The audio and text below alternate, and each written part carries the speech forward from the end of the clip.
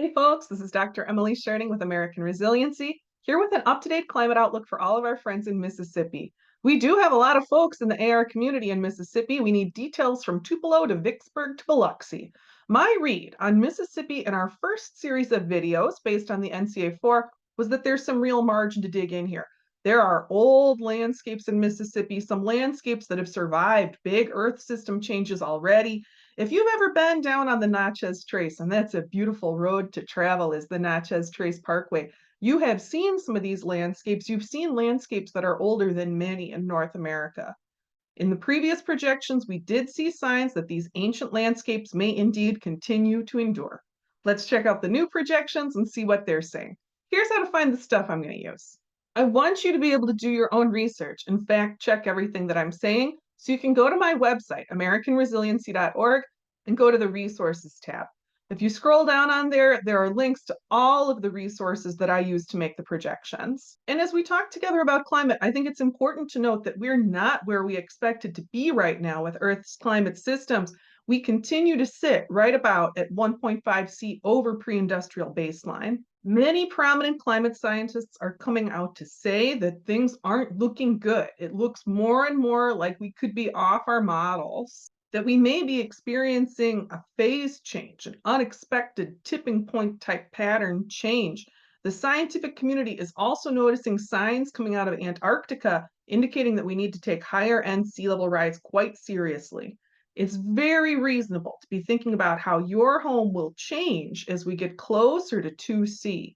At American Resiliency, we use the 5th National Climate Assessment data and figures. Those are publicly available data and figures for our projections because they represent the highest consensus climate science available, and very few places on Earth have this level of detailed projection available.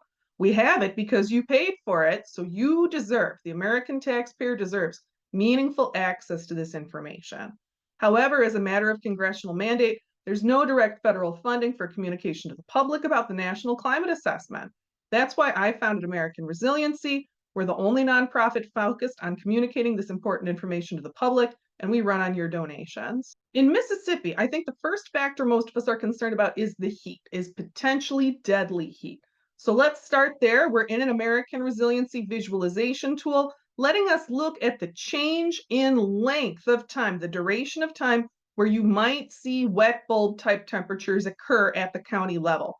And we do see it looking sweltering for a long time in Mississippi, with many parts of the state seeing 2 weeks of additional potentially dangerous heat between 1.5°C, where we are now, and 2°C. And I know people have been saying that this summer has been pretty hot. This 1.5°C summer has been hotter than what they're used to in Mississippi. I think we need to dig down on this heat. I want to know if we're talking about more intense heat or just longer heat. I'm going to go to the NCA5 Atlas. So here in the NCA5 Atlas, I'm looking at a map that is just the heat layer of additional heat over 105. Correct me if I'm wrong, but I think that is the bigger concern in your area, is not, is it hot? Which the answer is yes, right? But the emergence of unusually high heat more than heat duration.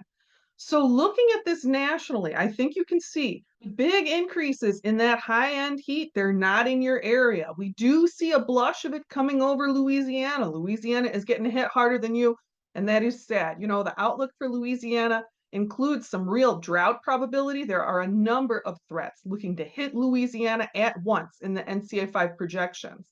But for Mississippi, even in the hardest hit counties over in the Delta region, we're talking about 2 additional days over 105 each summer projected as we move towards 2C. If you head east, we go down to 1 additional day over 105 projected. Down by the Gulf, down by Biloxi, it's not projected to get over 105. If we go into another map, and let me show you where you do that. You can get the county level information if you click on it. It takes a while to load. And if you go and open up the maps, you can see you can also look at the number of days over 100 and how that's going to change. We are looking at more days between 100 and 105 for Mississippi. You can see visually from the figure there that it's not as bad as in some parts of the Southeast, certainly not as bad as we're looking at in the Southern Plains or the Southwest. In the Northeast corner, you're looking at maybe 10 additional days over 100 by 2C, talking about our friends in Tupelo up there. Down towards the Delta, you're looking at closer to 2 weeks over 100. And down by the Gulf, down by Biloxi, it does look like you're going to get a small handful of days over 100 degrees. Maybe 3 days in a summer will hit over 100 degrees by Biloxi as we approach 2C. Looking over at figure 2.11 from the NCA 5, we can see that if we zoom in on warm nights, that is going to be a challenge for Mississippi as we move towards 2C, with much of the state seeing as much as 40 additional nights where the temperature doesn't get below 70. Across the state, except for this very thin margin of cool near the Gulf, you're looking at about a month of increased nighttime warming. Taking this information in, I imagine you don't like it. I certainly don't. This is challenging.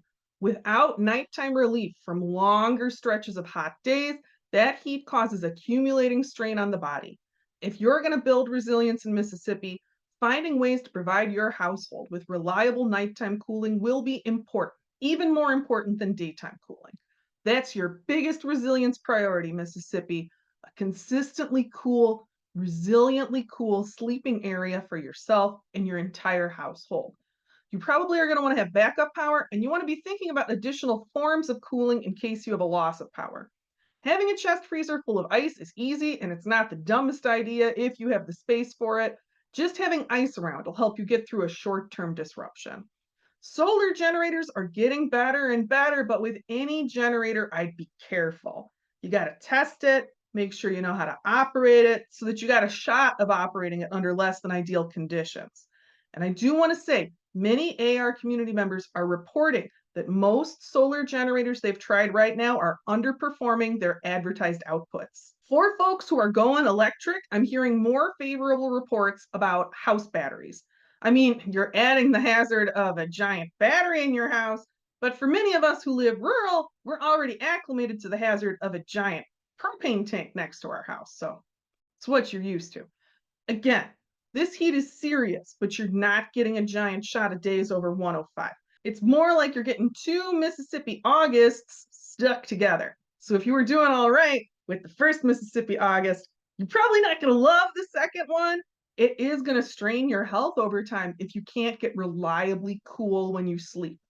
But with an eye to heat resilience, I'm not counting you out. I'm not as worried about duration increases as I am about intensity increases.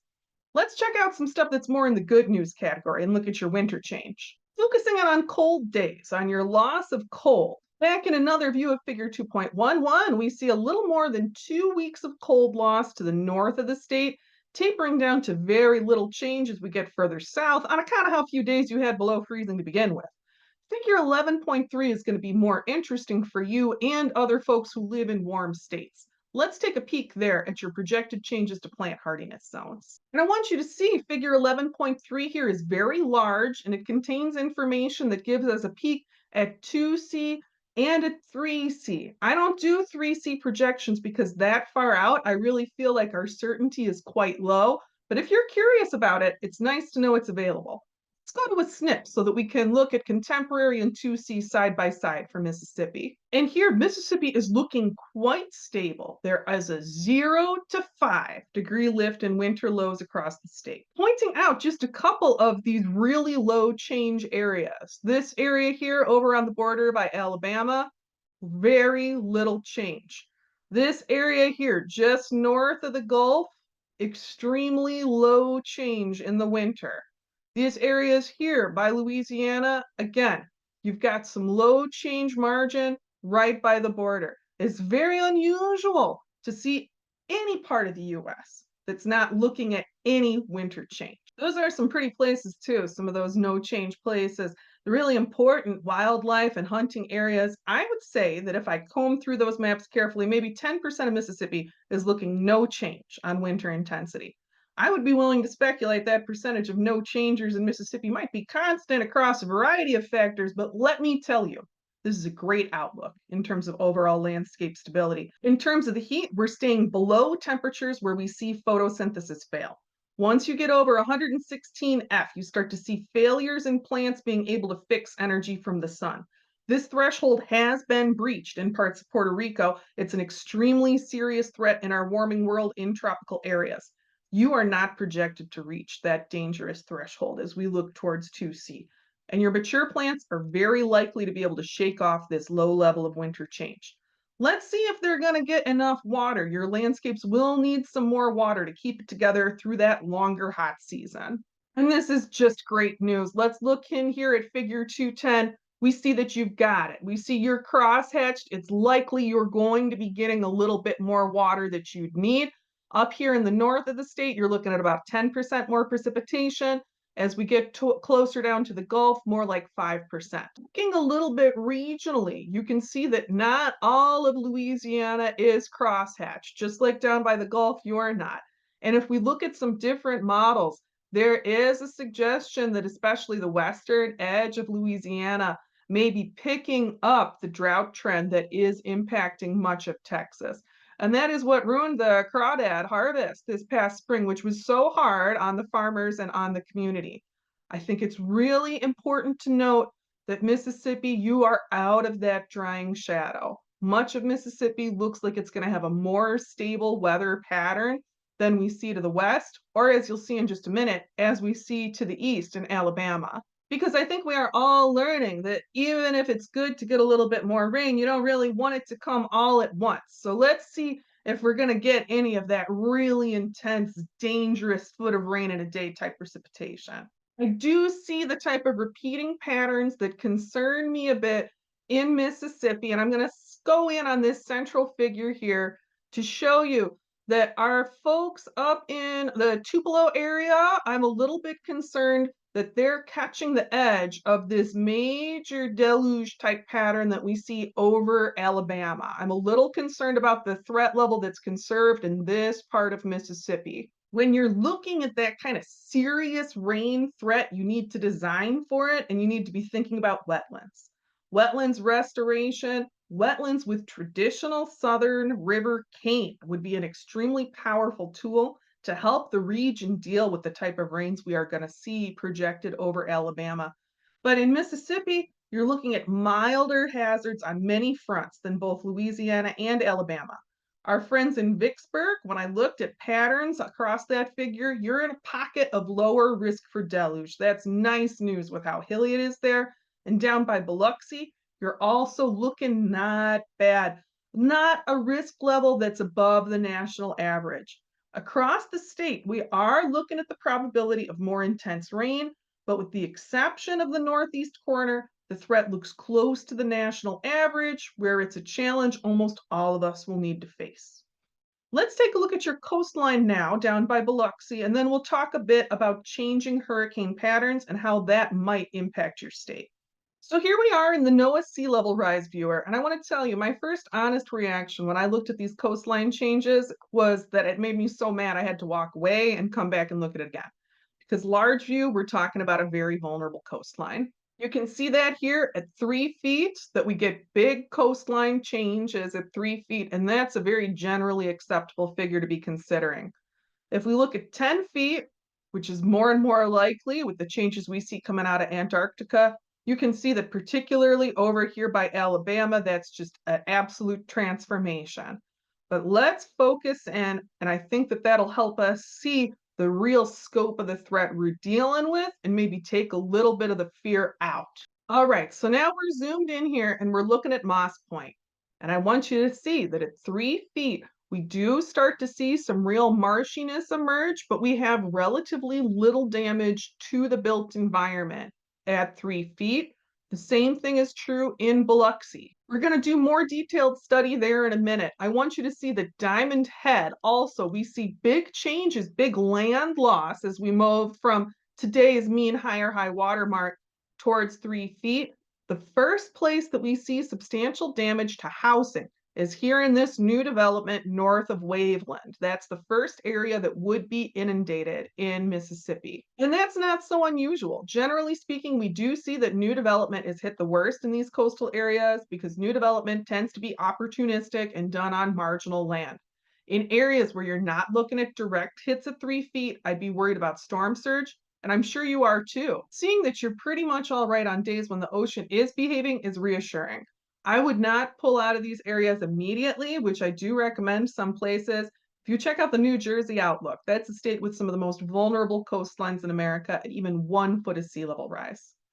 I want you to take a look with me here at 10, which is hard to look at. At 10 feet of sea level rise around Diamond Head, we start to lose a lot more of the built environment and we have tremendous inland land loss. We have almost key formation happening down here by Waveland. Looking in at Biloxi, here's today, you can see very little damage, only starting to see marshy incursions at 3 feet.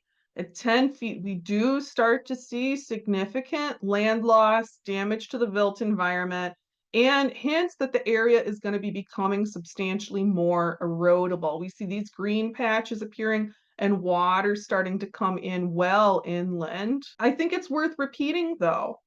At 3 feet, you really look pretty good. I think that you've got a little more time to make memories here.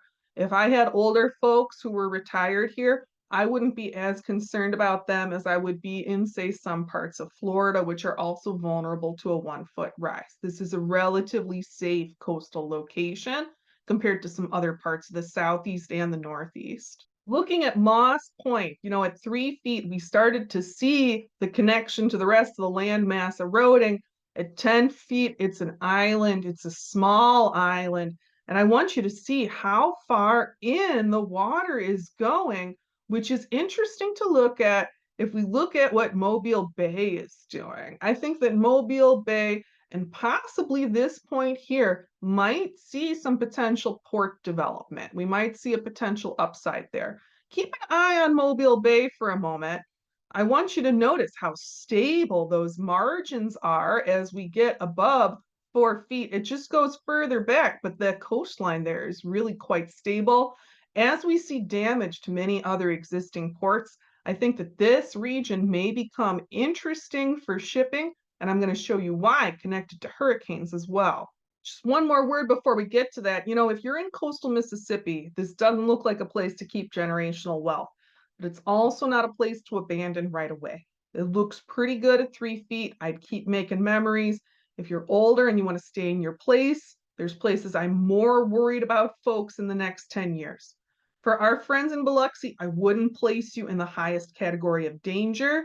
If you have older folks in Biloxi, I think you can leave them in peace. You can pick something else to fight about with them, would be my advice to you, which we can always find something to fight about with our older folks. So it's all right. Now let's look at the hurricane outlook. This is the best I've got. It's from the NCA4, and I'm going to say with hurricanes, you never really know what they're going to do. Science is admittedly not great on hurricane prediction. There's a degree with them to where you just got to pray they're not going to whack you. If we look at what the science can tell us, though, it looks like the big models show fewer hurricanes targeting the Mississippi coast than we have seen in the past. It looks like hurricanes are projected to be a reduced risk for you as we move into the future. Let me tell you, I certainly hope that is so. We are seeing hurricane trends moving in the direction of these projected maps. We did see both Adelia and Debbie take inland paths over Big Bend in Florida and dump extremely dangerous flooding rain over the inland southeast. Mississippi, you've got a spot of grace in these hurricane projections. They look pretty bad for other places. I really hope that this potential bright spot holds up for you. All right, Mississippi, here's my final analysis. This state is getting off better than her neighbors. We do see increasing risks, of course, particularly on dangerous heat and intense rain, especially that intense rain is a risk in the northeast corner of the state up by Tupelo. We're looking at heat duration increases more so than heat intensity increases, and I think you do have potential for excellent landscape stability. I think you do have potential for your ancient, beautiful landscapes to hold.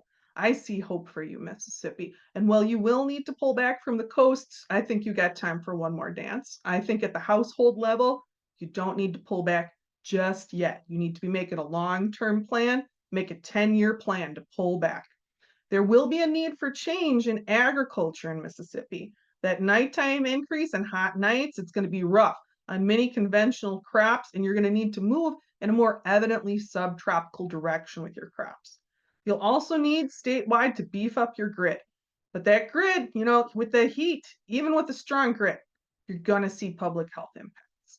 But if you're in Mississippi and you love it, if you're attached to this land, I don't see a reason to call this state a get out state. This is a state where building resilience looks very possible. I'm glad to see the consistency of your potential between the NCA 4 and the NCA 5. Mississippi, I'm wishing you all the best. Let's get ready. Folks, thanks for watching, and I want to thank everyone in the AR community for your contributions that are keeping this nonprofit going. If you want to donate, there's a link on the About page of our YouTube channel or on the top bar of our website, www.americanresiliency.org. I'm very grateful to our donors, to our volunteers, to everyone spreading the word online, and especially to everyone doing the work on the ground. Thanks for getting ready with me, and talk with you again soon.